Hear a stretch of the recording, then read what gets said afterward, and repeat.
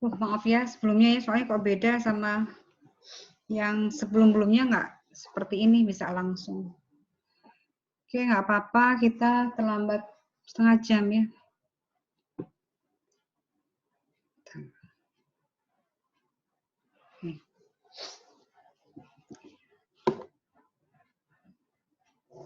Assalamualaikum warahmatullahi wabarakatuh. Waalaikumsalam warahmatullahi wabarakatuh. Waalaikumsalam warahmatullahi wabarakatuh. Saya akan mulai mengawali kuliah ini untuk blok 14 ya. 14 itu tentang diabetes mellitus tipe 1. Kita akan mendapat 3 kali jatah pertemuan. Sebenarnya materinya sedikit-sedikit, nggak terlalu banyak. Moga-moga bisa diringkas menjadi 2 pertemuan. Tapi nggak tahu kalau seperti ini ya, ada masalah teknis seperti ini, lebih dari karena sayanya, bisa jadi 3 kali. Tapi saya akan berusaha supaya bisa 2 kali tatap muka. Apalagi barusan dapat kabar libur ya, cuti bersama ya. Hari Jumat kalau nggak salah juga ada. Oke, kita akan membahas tentang diabetes mellitus tipe 1. Ya, sebelumnya kita mulai dengan bacaan doa. Monggo silahkan dipimpin oleh mahasiswa laki, mahasiswa yang memimpin doa. Silahkan.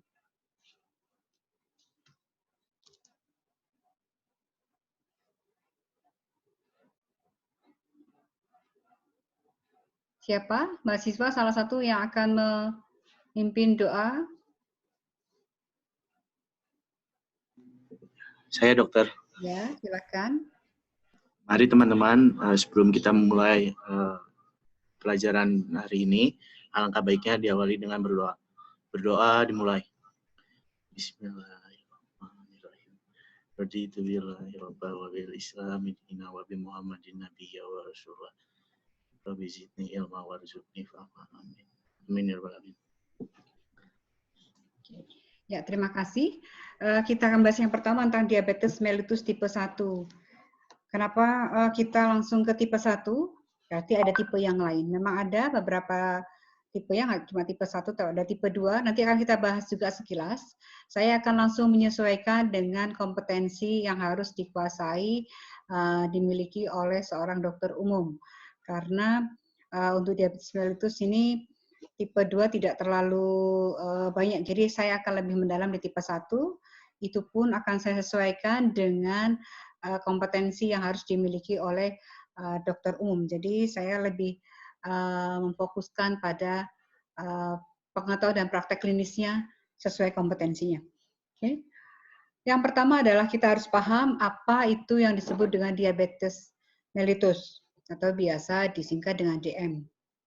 Pasti ini sudah familiar kita dengar sehari-hari, yaitu penyakit metabolik yang ditandai hiperglikemia kronik akibat gangguan sekresi insulin dan atau kerja insulin. Ya, jadi ada gangguan sekresi insulin, juga ada fungsi insulin yang akibatnya akan menyebabkan gangguan metabolisme dari karbohidrat, lemak, dan protein. DM tipe 1 ini terjadi akibat kerusakan sel beta pankreas, akibat proses autoimun, atau bisa juga idiopatik. Jadi nggak diketahui sebabnya apa, sehingga terjadilah defisiensi dari insulin. Insiden DMT1 di dunia kurang lebih 90% DM pada anak dan remaja, di mana tertinggi di Finlandia 43 tiap 100.000 populasi anak remaja. Dan terendah di Cina 0,1 tiap 100.000 populasi anak dan remaja. Ya, di Indonesia setiap tahun meningkat, ya, terutama di 5-10 tahun terakhir. Ada penderita baru 23 orang tahun 2005, sedangkan di tahun 2009 48 orang, dan sekarang sudah meningkat lagi menjadi lebih di atas 50-60. Ya. Jadi tiap tahun meningkat, itu yang terdata. Karena tidak semuanya terdata secara baik, terutama di daerah-daerah perifer. Di kota-kota besar mungkin sudah bagus sistem pelaporannya, tapi tidak demikian dengan kota-kota di daerah di pedalaman atau di perifer. Insiden tertinggi pada ras Kaukasia. Patogenesis dari DM adalah bisa disebabkan karena faktor genetik dan lingkungan, meskipun 80% penderita tidak mempunyai riwayat keluarga DM. Jadi nggak selalu kalau kita anamnesis, adakah riwayat keluarga DM? Belum tentu kita dapatkan pada pasien DM. Ya, bukan berarti bahwa tidak ada kemungkinan pasien yang sedang kita terapi, sedang kita tangani adalah kasus DM tipe 1.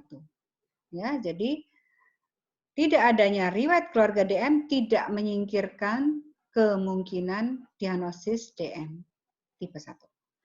Ini juga terkait pola HLA tertentu atau yang sering disebut dengan susceptibility gene atau faktor kerentanan yang sifatnya spesifik. Meskipun hal ini bukan faktor dominan.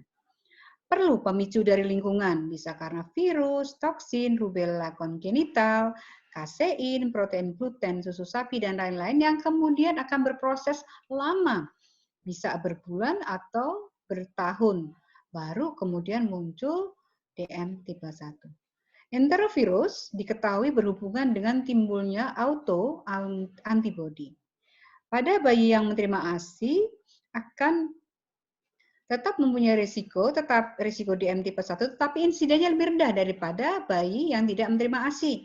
Itu juga merupakan salah satu sebab kita harus melakukan reanamnesis riwayat pada saat di bawah 2 tahun. Apakah bayi menerima ASI, berapa lama, dan apakah ASI-nya ASI eksklusif pada 6 bulan pertama. Pada paparan dini susu sapi, merupakan faktor pemicu penderita dengan susceptibility gene. Jadi kalau sudah ada faktor kerentanan pada satu individu, kemudian dia mendapatkan asupan terlalu dini susu sapi, dan ini sekarang banyak terjadi pada bayi-bayi yang dilahirkan di ibu-ibu masa kini, baik ibu yang bekerja maupun yang tidak bekerja. Ya, kalau dulu hanya ibu-ibu bekerja, ibu-ibu yang beraktivitas yang banyak memberikan susu sapi, tapi sekarang beralih. Ini karena faktor ketidaksiapan mental atau psikis dari ibu serta keluarga. Ya. Ini akan bisa menjadi pemicu terjadinya DM tipe 1. Defisiensi insulin yang absolut, ya, pada perjalanannya bisa menjadi ketoasidosis bila 90% atau lebih sudah terjadi kerusakan pada sel beta pankreas. Tentu saja ini nanti akan berproses. Perjalanan penyakitnya kita mengalami beberapa fase ya pada DM tipe 1. Yang pertama adalah fase pre-diabetes. Ya, ini diawali oleh kerentanan genetik dan diakhiri kerusakan total pada sel beta pankreas. Petanda yang bisa kita deteksi yaitu adanya penurunan dari sekresi C-peptid dan ditemukan antibodi. Ya, bisa dari ICA, bisa dari GAD, bisa dari IAA, bisa dari IA2 atau HLA typing. Ya, kalau ada lebih dari satu antibodi, maka merupakan prediktor adanya DM tipe 1 pada kasus tersebut. Pemicunya adalah faktor lingkungan. Tadi sudah disebutkan faktor lingkungannya apa saja. Setelah masa pre-diabetes, fase ini akan melanjut pada manifestasi klinis diabetes. Disinilah klinis diabetes akan muncul, meskipun nanti bentuknya akan bervariasi. Bisa bentuk klasik atau bentuk KAD. Nanti akan kita bahas juga. Ya. Pada penelitian diabetes prevention trial didapatkan 73% DMT1 sayangnya asimptomatik. Jadi ini yang harus jadi perhatian, perlu pemantauan jangka panjang, perlu edukasi yang detail kepada pasien dan atau keluarga, karena sekali lagi yang sedang kita bahas adalah kasus pada anak. Ya, anak tidak bisa cerita sendiri, maka peran orang tua atau pengasuh di sekitarnya sangat menentukan cepat atau tidaknya terdeteksi serta penanganannya. Setelah masuk di setelah fase 2, kita akan masuk ke fase honeymoon. Nah, ini namanya juga fase honeymoon. Di mana-mana kalau honeymoon itu pasti indah, pasti menyenangkan. Memang betul, perjalanan penyakit di fase ketiga ini Fase honeymoon ini akan berlangsung beberapa hari, bisa sampai beberapa minggu atau beberapa bulan pasca terapi insulin. Jadi gejalanya menjadi redup atau tidak ada. Kriterianya disebut fase honeymoon kalau kebutuhan insulinnya sudah kurang dari 0,5 unit per kilogram per hari. Dan kadar HbA1c-nya kurang dari 7%. Sayangnya, yang namanya juga honeymoon, masa-masa ini pasti akan bersifat sementara, ya, sebelum masuk periode ketergantungan terapi total dari insulin. Sehingga pada fase ini, apabila lalai, apabila tidak kontrol rutin, sering dianggap tanda-tanda sembuh. Itulah yang menyebabkan banyak kasus drop out. Datang setelah beberapa minggu, berapa bulan, berapa tahun dalam kondisi sudah parah. Karena kemudian sudah masuk pada fase keempat, yaitu ketergantungan insulin permanen. Ini terjadi dalam rentang waktu lama setelah periode honeymoon. Ya, kadang-kadang orang tua sudah lupa kapan terakhir kambuh yang menunjukkan klinis khas dari DM tipe 1. Karena fase honeymoon-nya panjang. Ya, bisa menjadi lebih pendek, lebih cepat muncul fase keempat ini kalau ada penyakit lain, ya, karena dari pengaruh faktor lain. Diagnosis selalu kita mulai dari anamnesis. Kita mengenal ada beberapa bentuk dari DM tipe 1. Yang pertama adalah bentuk klasik. Gejalanya sudah familiar sekali, bahkan mungkin awam saja sudah banyak yang hafal, mengerti. Ya, polidipsi, poliuri. Poliuri pada anak-anak, pada bayi, hati-hati.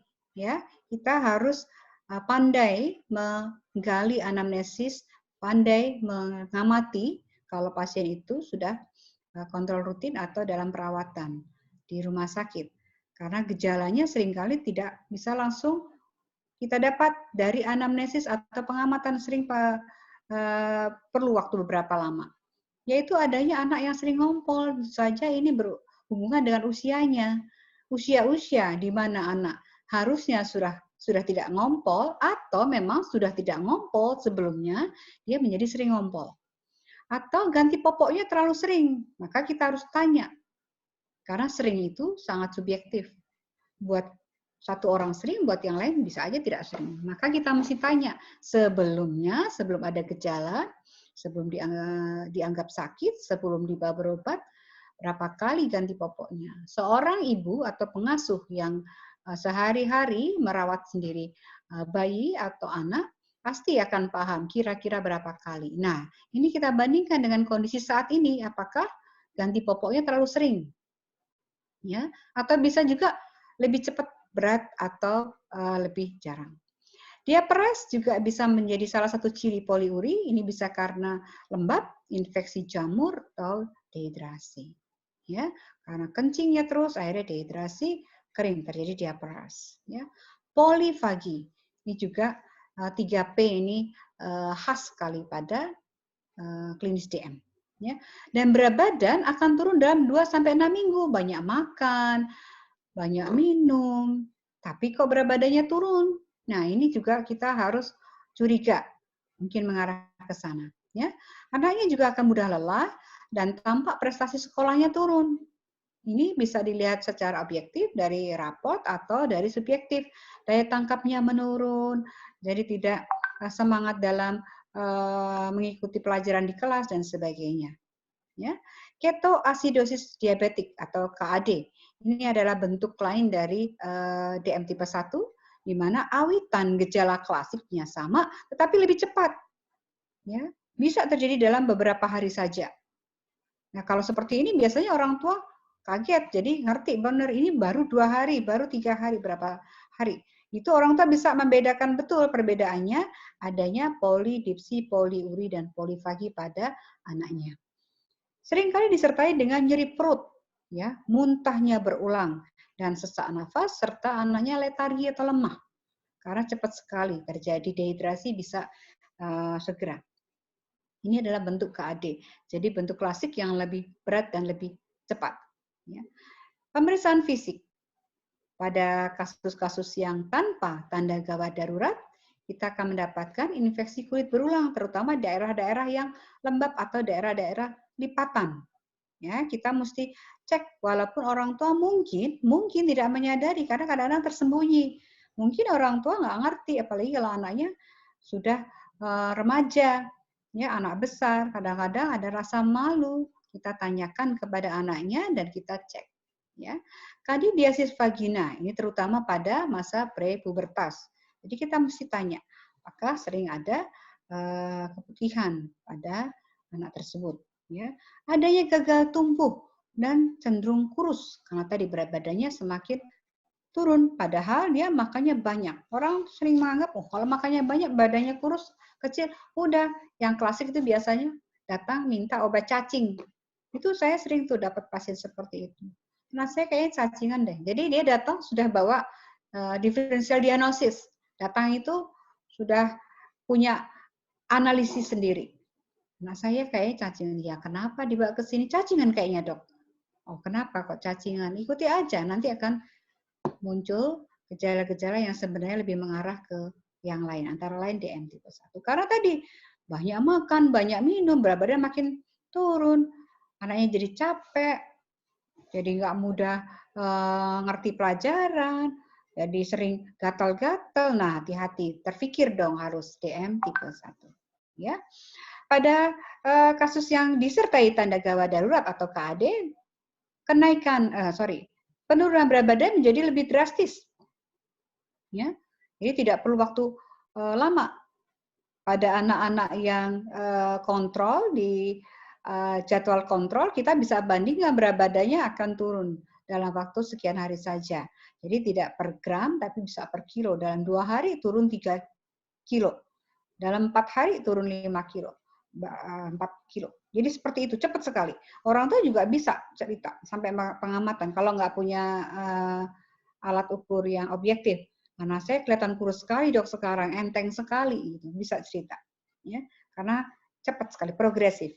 Dehidrasi terjadi, bisa dari sedang maupun berat, tetapi masih poliuri. Ya, jadi jangan kita abai. Sudah curiga klinisnya ke arah dehidrasi, dehidrasinya dehidrasi sedang, apalagi kalau udah berat, tapi kok masih kencing banyak. Nah, pikirkan DM tipe 1. Ini kan sesuatu yang diskongruen, ya. Umumnya kalau dia hipovolemia saja, apapun penyebabnya, maka kalau dehidrasi terjadi bukan poliuri, tapi oliguri atau anuria. Ya, ini salah satu clue-clue yang nanti harus dipahami dan dicermati pada saat sudah berpraktek. Ya. Seringkali juga disertai dengan nafas cepat dan dalam atau nafas kusmol dan baunya khas seperti bau aseton. Ya, ini harus pernah memang membawa bau aseton. Jadi baunya menyengat tapi tajam, kadang-kadang bikin kita perih ya, hidungnya dan matanya juga kaca-kaca. Ya, bau nafasnya khas. Jadi kalau ada seperti itu, baunya nafas nggak enak, ya jangan terus berpikirnya yang lain. Ini nggak pernah sikat gigi, ini maafnya sukanya coklat dan sebagainya. Mendekatlah. Jadi kalau jadi dokter dan calon dokter, itu kalau ada bau-bau yang tidak khas, tidak biasa, kita justru harus mengantisipasi kemungkinan ada penyakit atau kondisi yang merupakan kondisi patologis, salah satunya bau aseton. Kalau kita sudah pernah membawa bau aseton khas, pasti tidak akan sampai lupa. Nah, itu pada saat pasien bernafas akan sangat tercium bau asetonnya. Dan kesadaran akan cepat turun. Bisa aja pada saat menunggu, pasien masih ya mungkin apatis aja, sadar apatis. Pada saat periksa, dia sudah mulai apatis somnolen, pada saat menunggu administrasi dia sudah koma.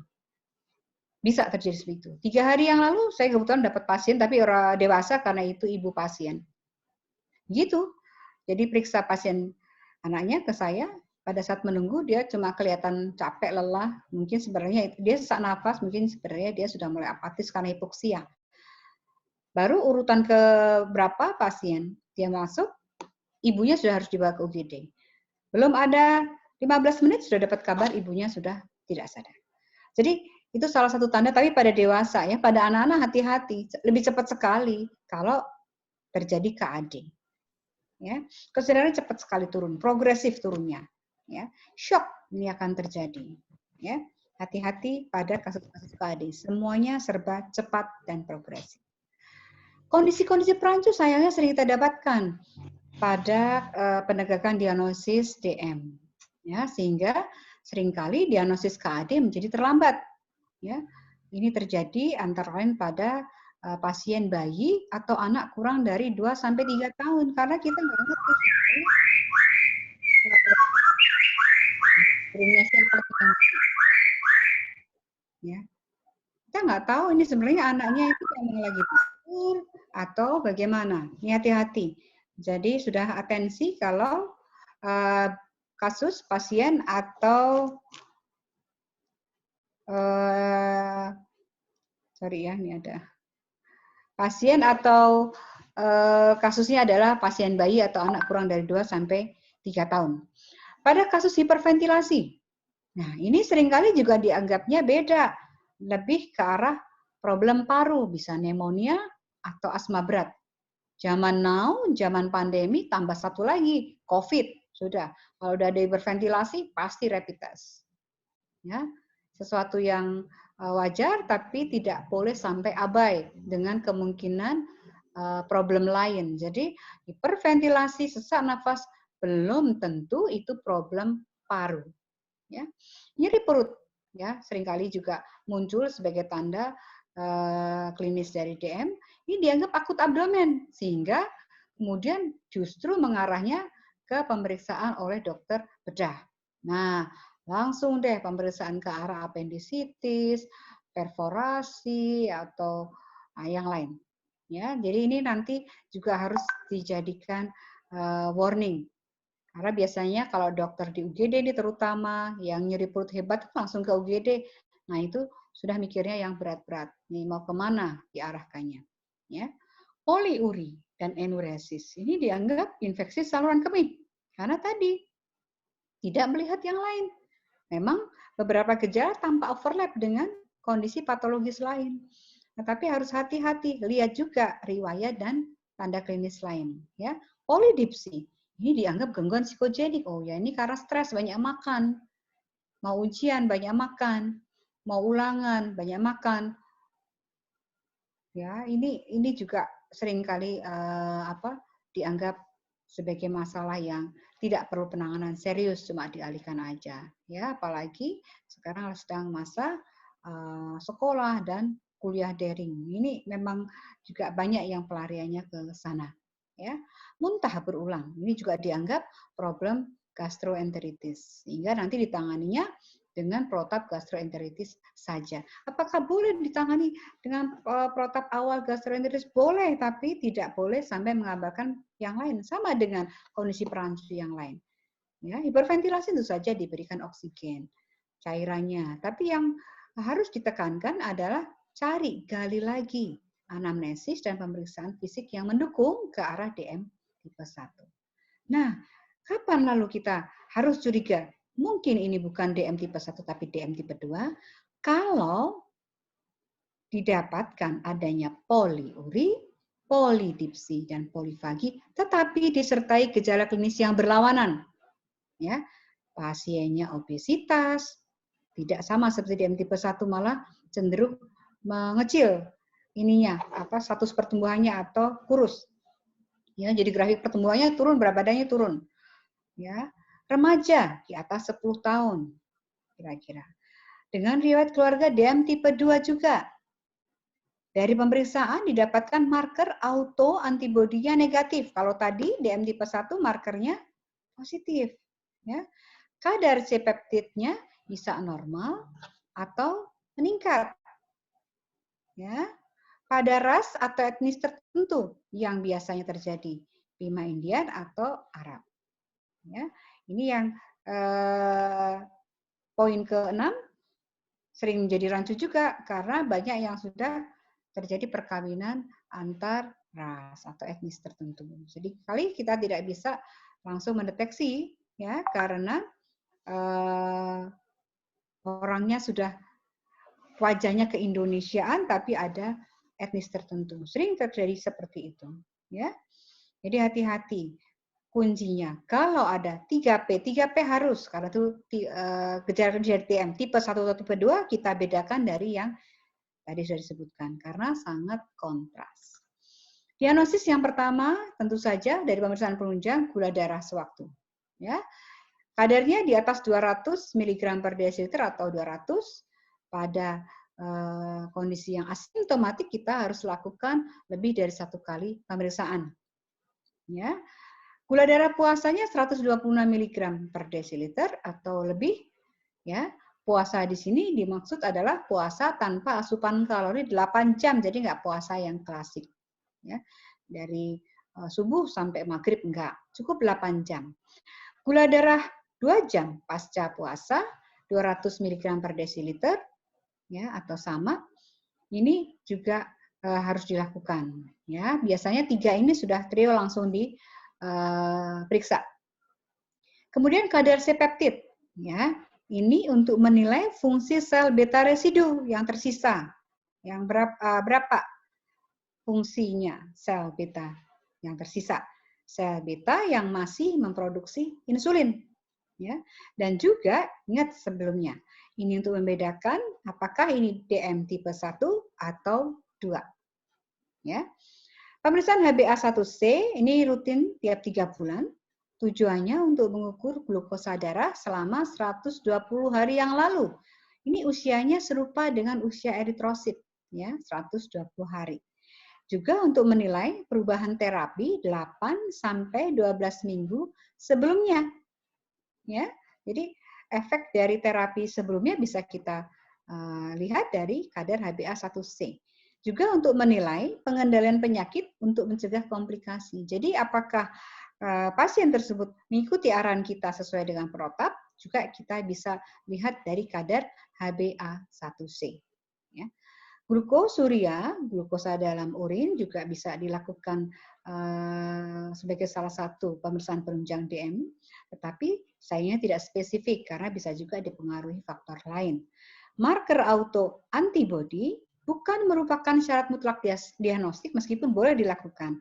Tetapi hanya 70-80% saja DM tipe 1 yang memberi hasil positif. Ya, jadi tidak terlalu mengandalkan marker autoantibody meskipun kalau positif berarti menunjang adanya klinis atau diagnosis DM tipe 1. Ya. Tata laksananya kita harus tekankan ke keluarga dan pasien, kalau anaknya kasusnya sudah besar, pasien sudah besar, bahwa ini adalah pengobatan seumur hidup. Ya. Jadi kita harus support supaya kunci keberhasilan bisa terjaga, yaitu kepatuhan dan keteraturan pengobatan. Karena biasanya makin muda usia, karena pengobatannya menjadi lama, terasa lama, orang tua bahkan pasien menjadi bosan. Apalagi kalau merasa sudah sembuh sehat. Ingat fase ketiga tadi. Loh, anak saya sudah baik kok. Padahal ternyata itu fase honeymoon. Fase sebelum jatuh ke fase berikutnya, fase terberat. Fase keempat. Ya, ketergantungan total. Nah, ini yang harus disupport betul. Jadi, begitu mendapatkan pasien tegak dengan DM tipe 1, bukan langsung kita tangani masalah terapi medisnya, tetapi support dulu edukasi. Ya, penyuluhan pada pasien dan keluarga harus terus-menerus berkesinambungan, nggak boleh bosan. Ya, apalagi pasien bertambah usia, bertambah pemahamannya, bertambah juga aktivitasnya dan kesibukannya. Nanti perlu pengaturan pada prakteknya. Keluarga juga demikian, jadi tidak bisa hanya mengandalkan satu anggota keluarga, misalnya ibunya. Kita harus gali juga siapa pendukung keluarga yang lain. Ya. Targetnya adalah terjadi kontrol metabolik yang baik, ya, yaitu kadar glukosanya normal atau mendekati normal tanpa menyebabkan hipoglikemia. Ya, jadi nggak boleh sampai terjadi hipoglikemia. Kalau hipoglikemia lebih parah lagi. Karena hipoglikemia itu juga silent killer cepat sekali. Ya. Jadi kita seperti pegang kendali. Gimana caranya supaya bisa normal atau mendekati normal. Ya, parameternya apa? Kalau kadar HbA1c-nya didapatkan kurang dari 7%, maka dia nggak baik. Ya. Kalau kurang dari 8%, cukup. Kalau di atas 8%, buruk. Ya. Penata laksanaannya dibagi menjadi 5 sub. Yang pertama adalah pemberian insulin. Kedua, pengaturan makan. Ketiga, olahraga. Keempat, edukasi. Dan home monitoring. Ini pemantauan mandiri. Pemberian insulin kita mengenal ada beberapa jenis berdasarkan lama kerjanya, ultra pendek, pendek, menengah, panjang, dan mix. Ya, ini adik-adik sekarang harus pahami karena sekarang berbeda dengan yang dulu. Kalau dulu saya, para dokter anak yang saat ini sudah beraktivitas itu mulai pembelajaran jenis-jenis ini baru setelah pendidikan dokter spesialis. Jadi pendidikan dokter umum hanya sekilas sekali info. Sekilas aja pengetahuannya. Untuk adik-adik tidak. Sekarang adik-adik harus lebih banyak mengetahui paham di tingkat dokter umum. Karena sekarang kewenangannya diperluas, tapi kemampuannya juga harus ditambah dan skill-nya. Ya, karena nanti beda-beda cara pemakaiannya. Dosisnya 0,7 sampai 1 unit per kilogram per hari.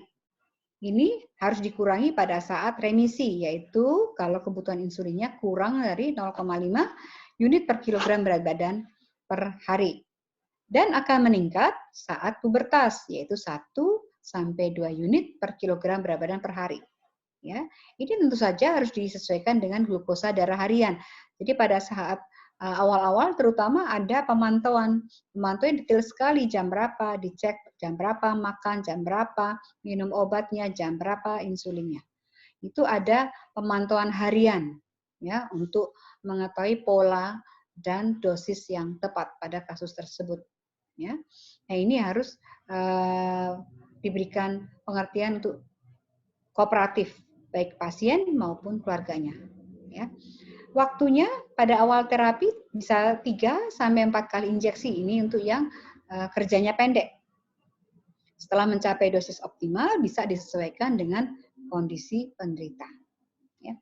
Cara penyuntikannya regimen insulin bisa 2 kali, bisa 3 kali, bisa 4 kali. Bisa dengan basal bolus atau dengan pompa insulin. Ini tergantung dari umurnya, lama sakitnya, dan gaya hidupnya. Jadi pola sehari-hari, ya. Target metaboliknya bagaimana, pendidikannya apa, status sosialnya bagaimana, dan keinginan keluarga bagaimana. Karena kita harus sesuaikan dengan kondisi pasien dan kondisi keluarga serta lingkungan pasien. Nggak bisa kita hanya pokoknya ngasih obat aja begini, terapi program gini, nggak bisa. Karena nanti kalau tidak tercapai justru akan mempercepat fase tersebut mengarah ke fase terberat. Ya. Injeksi setiap hari dilakukan secara subkutan. Ya, itu jarumnya sudah diukur pas bahwa jarumnya itu akan sampai pada subkutan. Ya. Lokasinya bisa di paha, bisa di lengan atas, di sekitar umbilikus secara bergantian. Jadi biasanya kalau di awal-awal itu kita melatihnya dengan diberi gambar dengan spidol. Lama-lama anak pun bahkan tambah gede, tambah ngerti, bisa ngerti polanya seperti apa. Jadi berganti posisi tapi masih di area yang sama. Nanti biasanya searah jarum jam. Ya. Penyimpanan dari insulin relatif stabil pada suhu ruangan asal nggak terpapar panas berlebih. Jadi sebenarnya perawatannya nggak terlalu ribet ya, simpel aja. Disimpan dalam lemari es bisa, yaitu pada suhu 4 sampai 8 derajat Celcius. Jadi sebaiknya kita lihat juga ada detektor ininya nggak suhunya, ya ada termometernya nggak di situ, ya baik yang digital maupun yang manual, ya. Tapi nggak boleh disimpan di freezer. Ya. Potensi insulin yang telah dibuka dapat bertahan 3 bulan. Kalau disimpan di lemari es. Melewati 3 bulan harus dibuang, meskipun mungkin masih ada sisa, karena biasanya nggak efektif. Ya. Ini adalah jenis-jenis sediaan insulin dan profil kerjanya. Ya. Yang kerja cepat ya emang cepat, jadi hitungannya menit aja. Ya, onsetnya 9 sampai 21 menit. Kalau yang lain bisa di atas setengah sampai 1 jam. Ya, puncak kerjanya akan didapatkan pada kerja cepat 1 sampai 3 jam. Lama kerja 3-5 jam.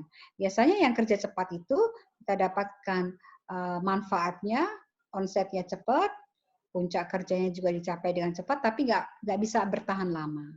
Makanya kita harus sesuaikan kondisi si anak, si pasien itu bagaimana. Lebih pas pakai yang mana? Yang kerja cepat, kerja pendek, menengah, insulin basal, atau kerja panjang atau mix. Ya. Ini tidak perlu sampai dihafal. Kalau saya tidak pernah mau nghafalinnya beginian, tapi ditempel.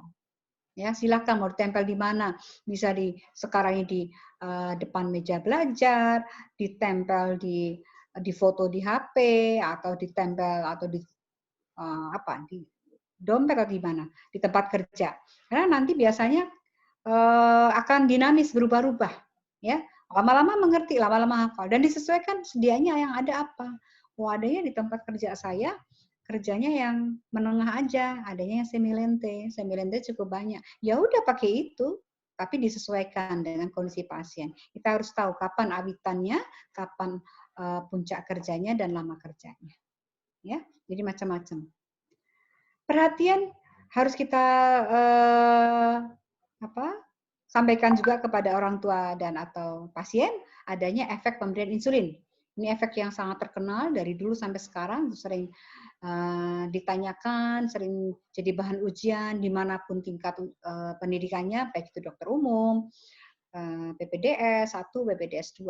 Ya, ini sudah terkenal sekali. Yang pertama adalah efek Somogy, yaitu adanya kondisi hipoglikemia saat malam atau dini hari, yaitu sekitar jam 2 sampai jam 3, akibat pemberian insulin yang berlebihan saat sore hari, yang kemudian akan diikuti hiperglikemia saat pagi. Jadi adanya rebound effect. Ya. Hipoglikemia pada kondisi ini akan menyebabkan peningkatan hormon kontrainsulin, yaitu glukagon, katekolamin, kortisol, dan hormon pertumbuhan. Ya, sehingga akan merangsang gluconeogenesis. Karena itulah pada saat pagi hari akan terjadi hiperglikemia. Ya, sehingga untuk mengatasinya perlu diberikan ekstra snack sebelum tidur. Ya, namanya snack ya, makanan kecil, bukan seporsi besar nasi goreng, mie goreng dan sebagainya. Jadi ekstra snack, makanan kecil aja, atau pengurangan dosis insulin saat malam harinya. Ya, biasanya sudah kita kurangi dosisnya kalau sebelumnya 1 hari atau 2 hari sebelumnya sudah ada efek Somogy ini. Ya, tapi pencegahannya paling tidak kita berikan ekstra snack kalau sebelumnya belum pernah terjadi efek Somogy-nya. Ya. Efek kedua yang terkenal dan sering terjadi adalah efek subuh, yaitu dawn effect. Ya.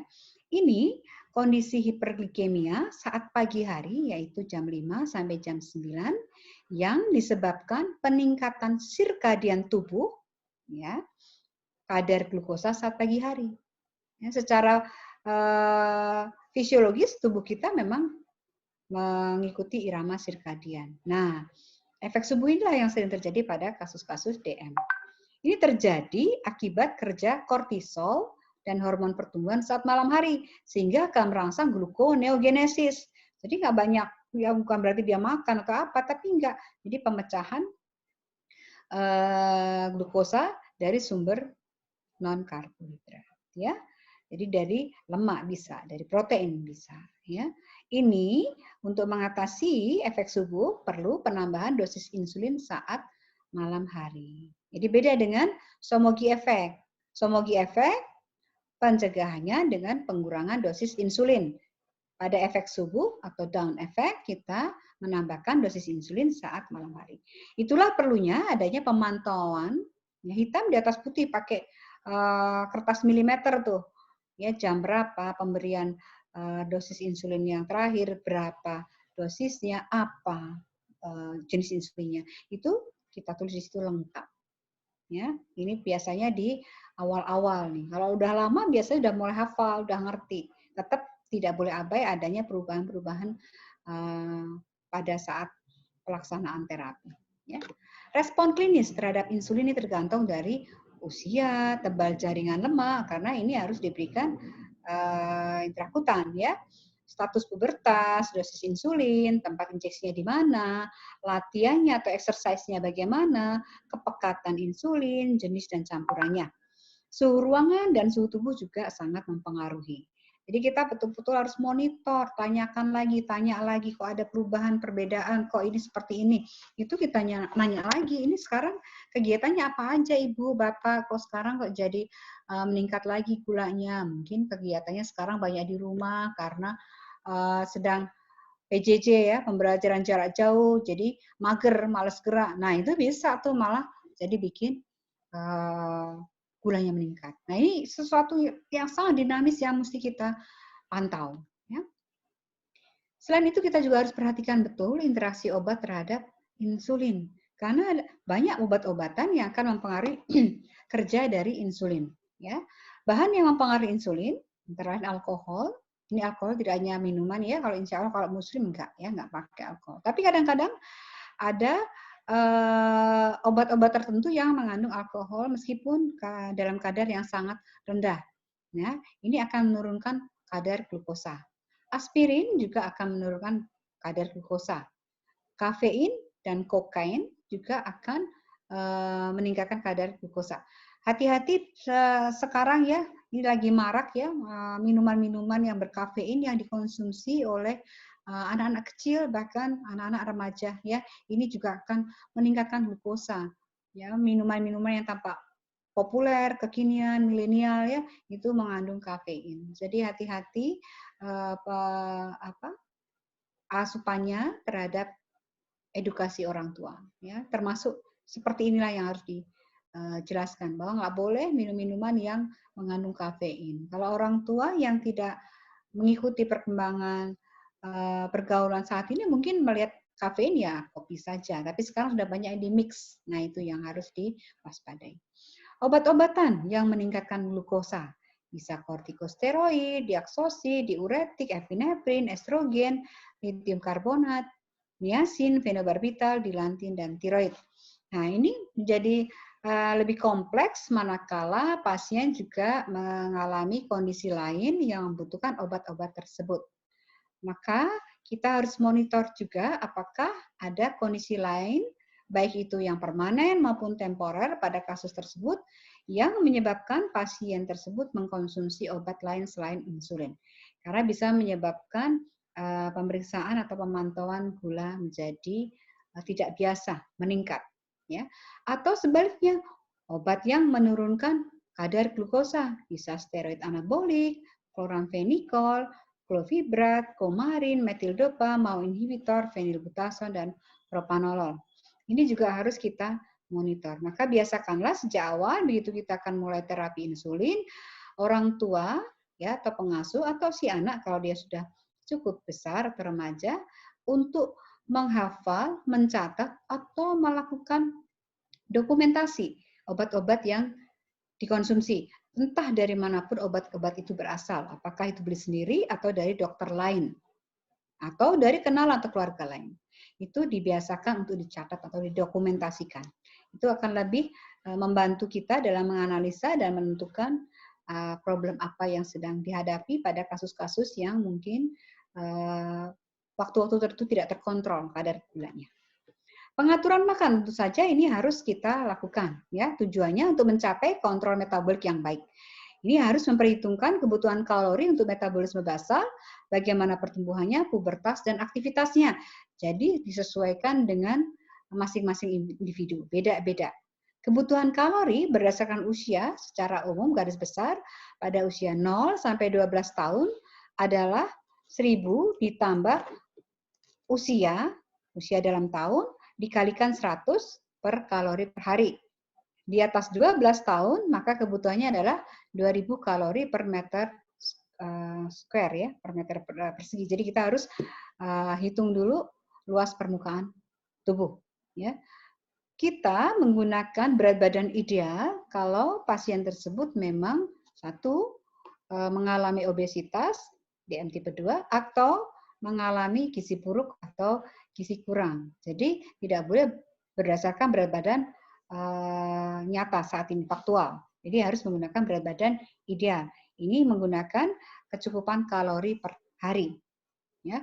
Protein juga harus kita program untuk dapat tercukupi pada bayi 2 gram per kilogram per hari, 1 sampai 10 tahun 1 gram per kilogram berat badan per hari. Pada remaja 0,8 sampai 0,9 gram per kilogram berat badan per hari. Ini bisa didapat dari ayam atau unggas, ikan, dan susu yang rendah lemak. Jadi prinsipnya biasanya dari protein hewani daging putih. Kalau daging merah biasanya akan langsung meningkatkan kadar glukosa.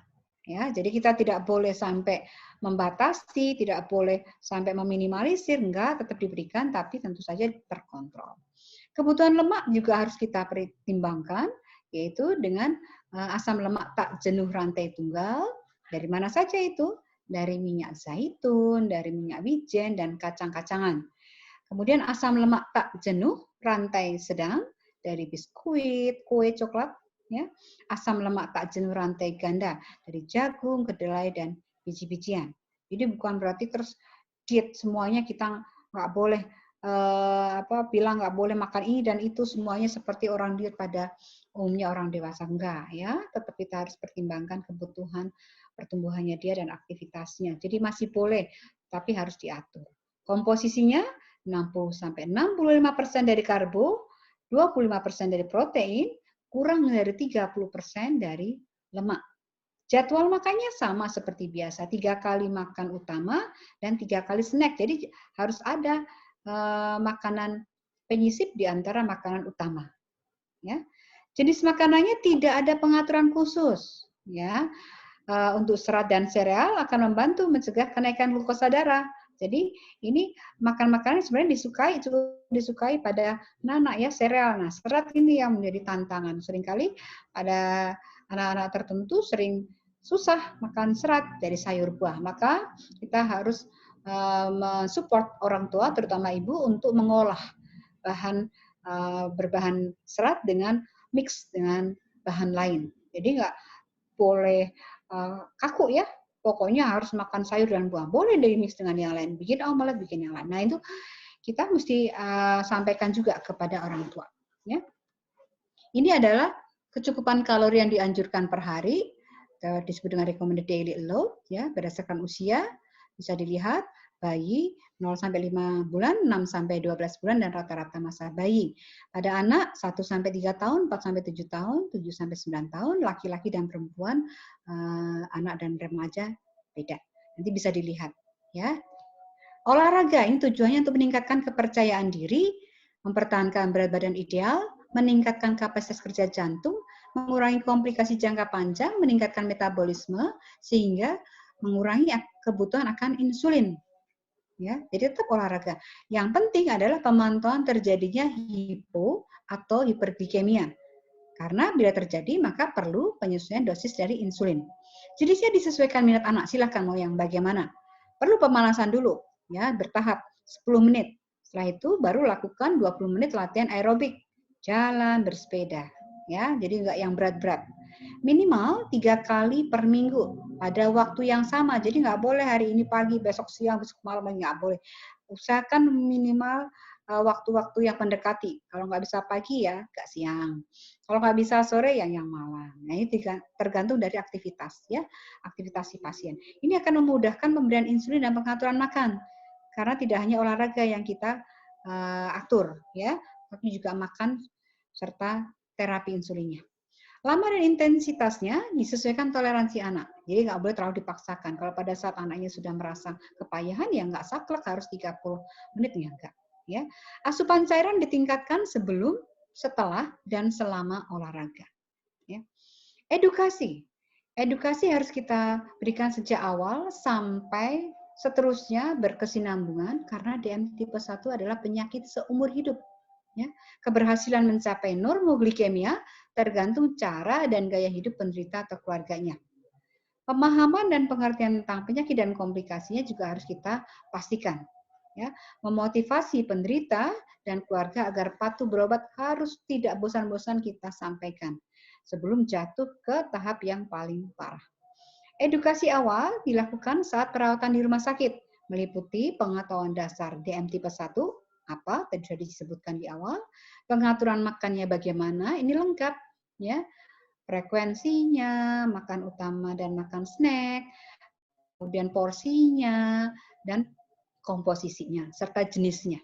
Ya, jadi nggak boleh kita hanya makan pokoknya banyakin ininya karbonya, proteinnya sedikit aja lah, nggak bisa, itu nggak bisa diterapkan. Jadi betul-betul detail. Seringkali kita bekerja sama dengan dokter gizi klinik. Ya, insulin juga kita sampaikan bagaimana jenisnya, apa saja yang akan diberikan, kemungkinannya, dosisnya bagaimana, cara injeksinya kita ajarin dan kita minta untuk dipraktekkan di bawah pengawasan kita, bagaimana penyimpanan dan efek sampingnya. Ya. Dan bagaimana pertolongan pertama yang harus dilakukan kalau terjadi kegawatan DM tipe 1.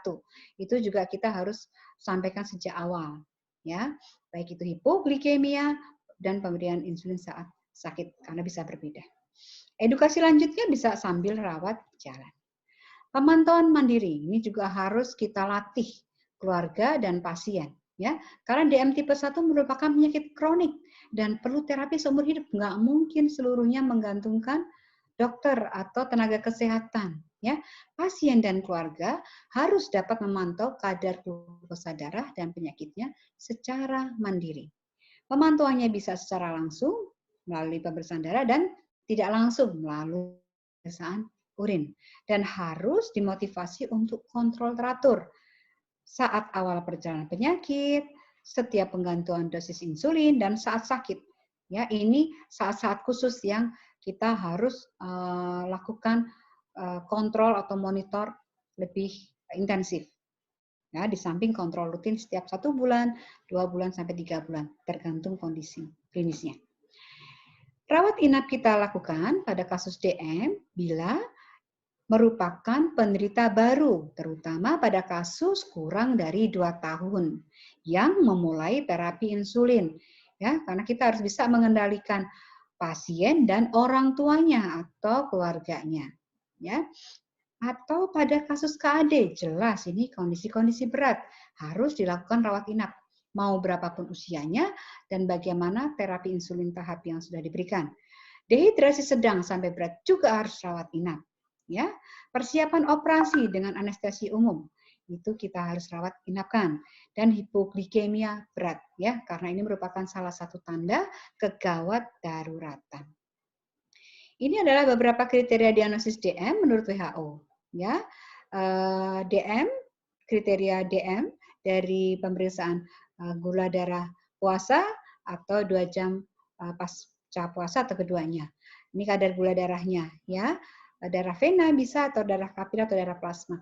Jadi kita harus tahu sampel darahnya dari mana, karena bisa berbeda. Meskipun perbedaannya tidak bisa berbeda cut off point-nya, meskipun kadang-kadang perbedaannya tidak terlalu banyak ya.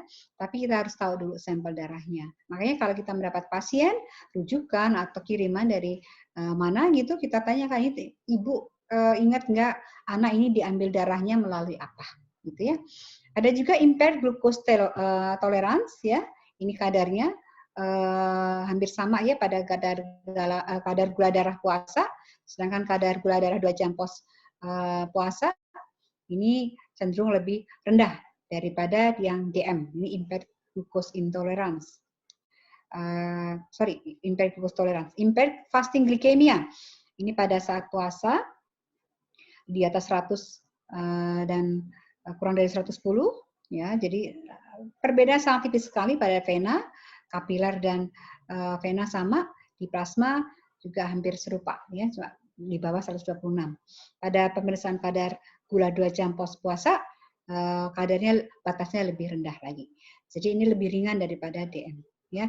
Ini bisa menjadi patokan kapan kita sudah mulai ancang-ancang atau waspada, baik yang impaired fasting glycemia maupun impaired glucose toleran, bahwa bisa jadi ini merupakan tanda awal akan terjadi diabetes mellitus.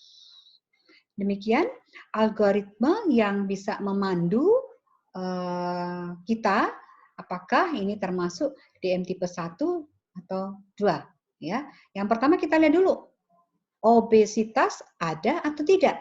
Kalau iya, ingat tadi ya, kita cek kadar C-peptid atau insulin puasa. Kalau ternyata kadarnya tinggi, maka dia merupakan kasus DM tipe 2. Ya, jadi ada obesitas dan kadar C-peptidnya atau insulin puasanya tinggi.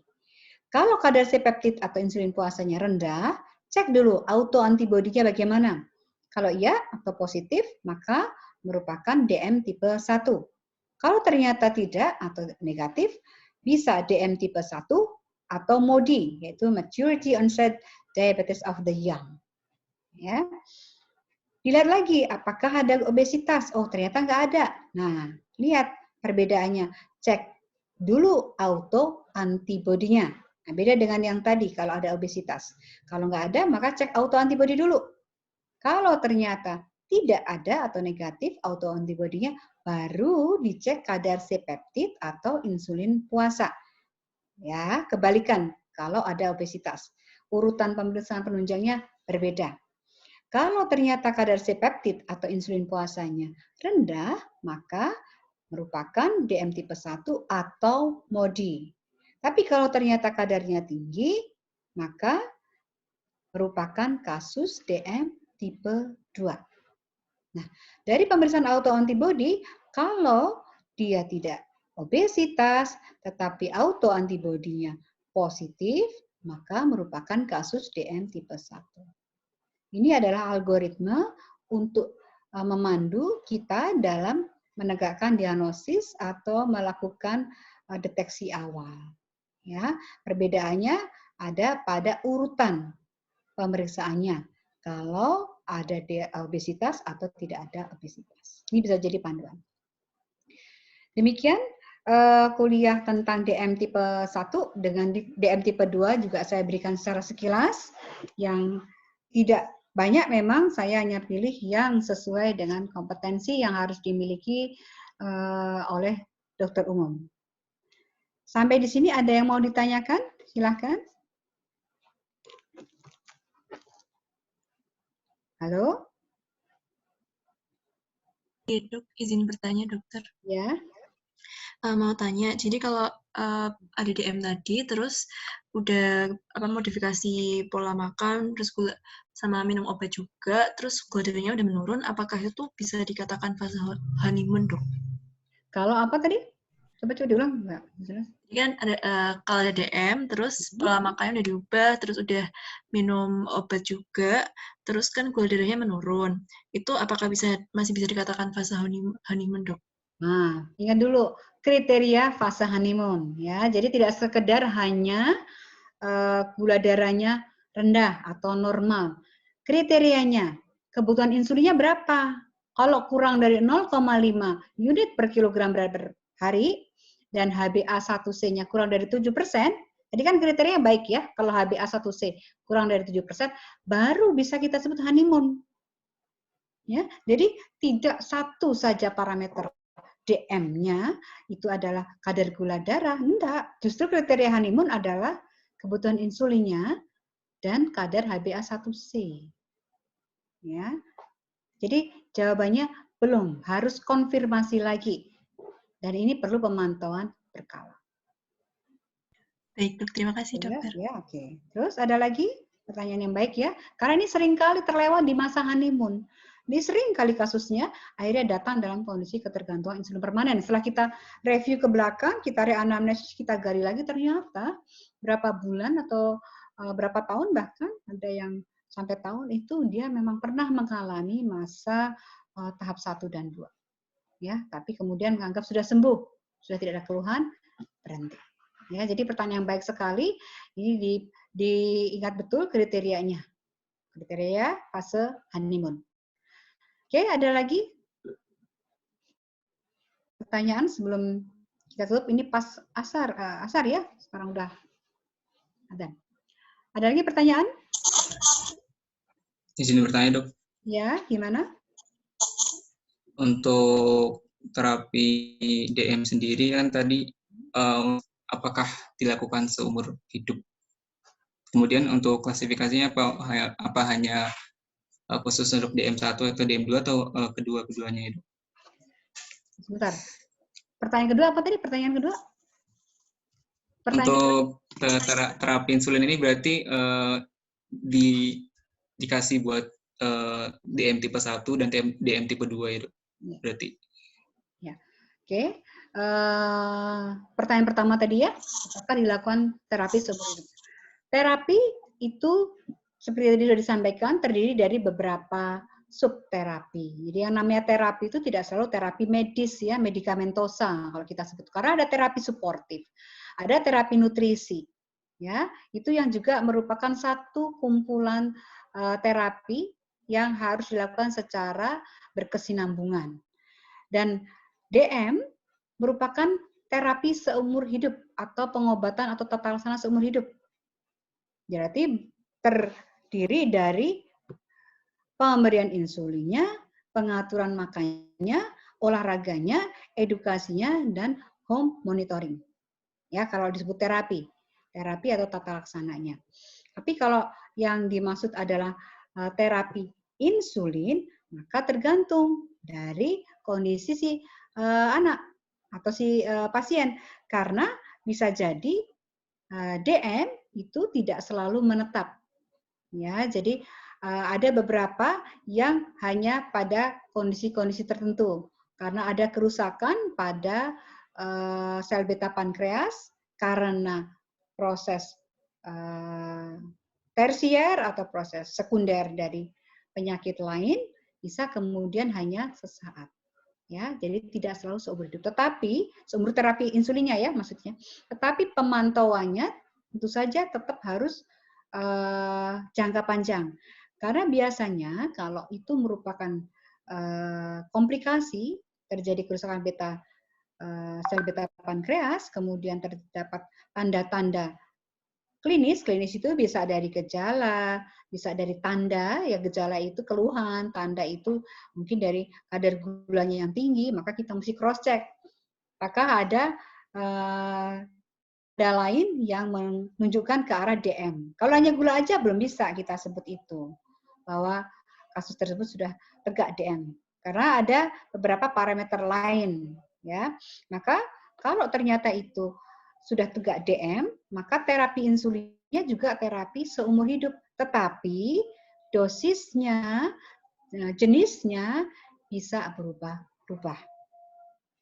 Ya. Tapi kalau itu bukan, jadi hiperglikemia saja, tadi di akhir ada ya, hiperglikemia aja, atau insufisiensi metabolik glukosa, itu bisa aja bukan seumur hidup. Nah, seringkali sekunder atau tersier dari problem lain. Tapi kalau sudah tegak DM, maka merupakan terapi atau tata laksana seumur hidup, termasuk pemberian insulinnya. Yang membedakan adalah dosisnya dan jenisnya dari terapi insulinnya. Gitu. Ada yang mau ditanyakan lagi? Bisa mahasiswa lain atau mahasiswa yang sama? Tentang pertanyaan yang sama atau pertanyaan lain, silakan. Jadi harus dibedakan ya, Dek. Terapinya itu di medis ya, di kita, di dunia kita, di bidang medis, terapi itu ada terapi medikamentosa. Ya, dalam hal ini kasus yang sedang kita bahas adalah insulin. Ya, ada terapi suportif. Ya. Bahkan nanti ada terapi paliatif itu kalau sudah end state. Ya, jadi macam-macam. Kita harus membiasakan mengucap atau menyebutkan dengan tepat maksud yang dari kita sampaikan. Ya, terapi kuratif, terapi medikamentosa, maka dalam hal ini adalah insulin. Tapi kalau terapi DM, maka terdiri dari 5 terapi tata laksana. Oke. Silakan kalau ada yang mau melanjutkan pertanyaan atau pertanyaan lain. Sudah jelas atau mau ditanyakan lagi? Ada yang belum jelas?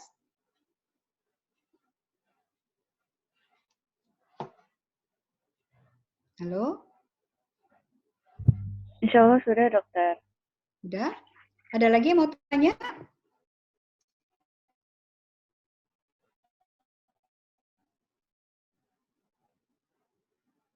ada, akan saya akhiri. Oke, tidak ada ya. Ini sudah tidak ada yang tanya. Kalau tidak adanya, saya akan akhiri untuk pertemuan pertama tentang DM. Nanti akan saya email slide saya hari ini kepada tadi CP-nya.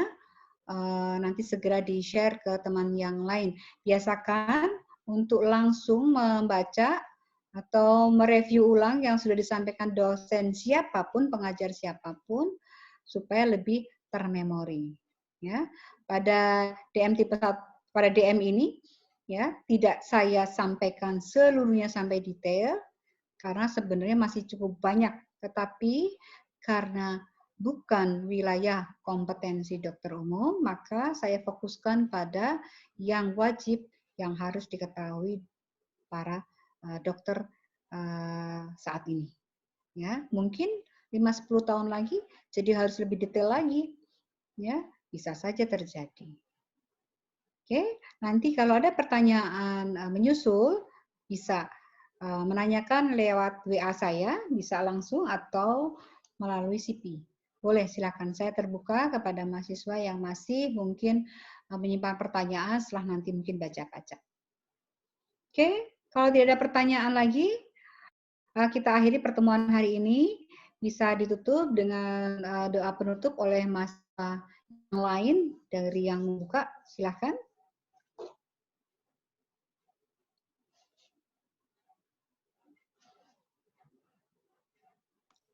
Halo. Ya, mari teman-teman, sebelum kita menutup perkuliahan di sore hari ini, kita tutup dengan bacaan hamdalah dan kafatul majelis.